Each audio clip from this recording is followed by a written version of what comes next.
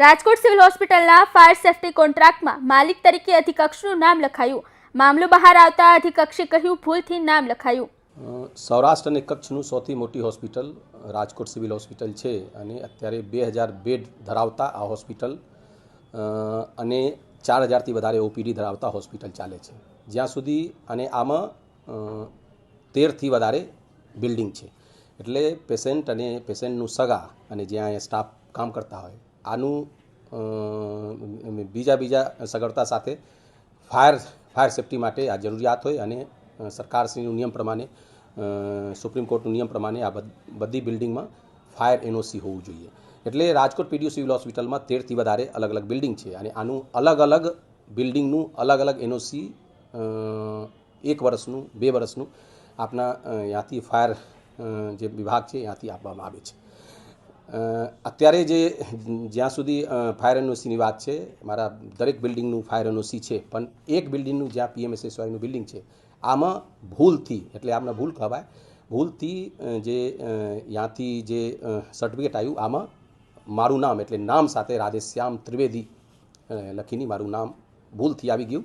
અને આમાં એવી રીતે હોય કે કદાચ હોદ્દા સાથે નામ આવી શકે કે એક પાર્ટી હોય અને ઓનર તરીકે as a post medical superintendent હોસ્પિટલનું માલિક તરીકે હોય, એટલે મેડિકલ સુપ્રિન્ટેન્ડન્ટનું નામ આવી શકે, પણ બીજા કોઈ પણ જે 13 જે એનઓસી છે આમાં હતું જ નહીં. એટલે મારા ધ્યાનમાં આવ્યું, એટલે હું ત્યાંથી જે ચીફ ફાયર ઓફિસર શ્રી છે આનું ત્યાંથી રજૂઆત કર્યું કે કેવી રીતે આવી ગયું છે ભૂલમાં, એટલે તાત્કાલિક આ સુધારો કરીને આપી દીધું છે. અને આમાં મને જ્યાં સુધી લાગે છે આ ભૂલથી થયું છે, ટાઈપિંગ મિસ્ટેક છે, એટલે મારું નામ આવી ગયું અને અત્યારે ભૂલ સુધારણી આવી ગયું. જ્યાં સુધી બીજી એટલે જે કોન્ટ્રાક્ટ નથી, આ જે હોય ને ફાયર સેફટીનું જે ત્યાં બધું કામગીરી જોઈએ આવીની અને જે ત્યાં ફાયર વિભાગ હોય અને પછી આ બિલ્ડિંગનું એનઓસી આપે અને એનઓસી ફરજિયાત હોય. આ જે સર્ટિફિકેટ છે આ 2022માં ઇસ્યુ થયું હતું અને આમાં એક આપનું ભૂલ કહીએ કે આપને કોઈનું ધ્યાન આવ્યું નથી, આપણે બધા જોતા હોય પણ કોઈનું ધ્યાન આવ્યું નથી કે આ નામ તરીકે છે. મેડિકલ સુપ્રિન્ટેન્ડન્ટ તરીકે હોય તો ચાલે, પણ નામ તરીકે નહીં ચાલે. પણ જ્યાં સુધી નામની વાત છે આમાં હું બહુ વિનમ્રતા સાથે મીડિયાકર્મીને અનુરોધ કરું છું કે કોઈ પણ આ એક સામાન્ય જ્ઞાન છે કે કોઈ પણ સરકારી અધિકારી અથવા કર્મચારી સેમ હોસ્પિટલમાં અથવા કોઈ બીજા હોસ્પિટલમાં કોઈ પણ નોકરી સિવાય બીજા કોઈ સાથે સંકળાયેલ હોય નહીં. આ ક્યારે બને નહીં, એક સામાન્ય જ્ઞાનની વાત છે. એટલે હું ફરીથી એકવાર અનુરોધ કરું છું કે જે ન્યૂઝ હોય આનું થોડું તપાસીને થોડું આગળ વધવાનો પ્રયાસ કરે. તમારે કરવાની જરૂર છે, કેમ કે આ તમારું નામ આવ્યું, આટલું 3 વર્ષ સુધી સતત તમારું નામ રહ્યું, તમે ખુદ નથી જાણવા માંગતા શા માટે આ ભૂલ થઈ આવડી? ના, તમારી વાત 100% સાચી છે, હું એગ્રી કરું છું, પણ આમાં શું હોય કે નીચેથી આવે અને એક લેવલ ઉપર તપાસ થાય, બીજા લેવલ ઉપર તપાસ થાય, પણ આ ઓફિસનું ભૂલ છે. હું કહું છું આ ઓફિસનું ભૂલ છે કે આમાં નામ કેવી રીતે આવ્યું, પણ ખરેખર આ ટાઈપિંગ મિસ્ટેક છે. અને હું હમણાં કીધું કે આ જે લેટર છે આનું ભૂલ સુધાર થઈ ગયું છે. હું ત્યાંથી અરજી લખ્યું, ત્યાંથી ભૂલ જે નામ હતું આ નામ કરીને બીજા સર્ટિફિકેટ આવી ગયું છે, જે અત્યારે હું બતાવ્યું છે. આ જૂનું સર્ટિફિકેટ છે જેમાં મારું નામ રાધેશ્યામ ત્રિવેદી નામ સાથે ભૂલથી જે પ્રિન્ટિંગ મિસ્ટેક કહાય, જે આપણું ફાયર વિભાગ છે ત્યાંથી જે સર્ટિફિકેટ આવ્યું છે. પછી મારા ધ્યાનમાં આવ્યું જે છે આ, પછી હું એનઓસી સુધારો કરવા માટે ત્યાંથી અરજી કર્યું અને ત્યાંથી તાત્કાલિક આ સેમ સર્ટિફિકેટ સુધારો કરીને મને આપી દીધું છે. તો એક જ સર્ટિફિકેટ છે મારી પાસે. અલગ 13 હું કીધું હમણાં કે 13 બિલ્ડિંગ છે, 13 બિલ્ડિંગનું અલગ એનઓસી હોય. આ તો ફક્ત પીએમએસએસવાયનું છે. બીજા જે સર્ટિફિકેટ છે આમાં નામ નથી, પણ આમાં એક ભૂલથી આવી ગયું હતું. આ હું ભૂલ સર્ટિફિકેટમાં નામ છે કે શું?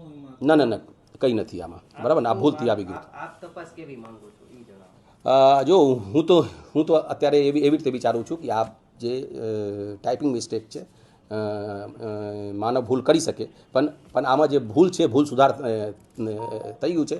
પણ આમાં જે મારું નામ થોડું આવ્યું છે આથી મારે બહુ દુઃખ થયા છે. રોકડ રૂપિયાની કંઈક વાત છે સાહેબ, કોન્ટ્રાક્ટમાં જે રીતના રોકડ રૂપિયાની પણ એક વાત આવી રહી છે, એના વિશે તમારે જો આ જે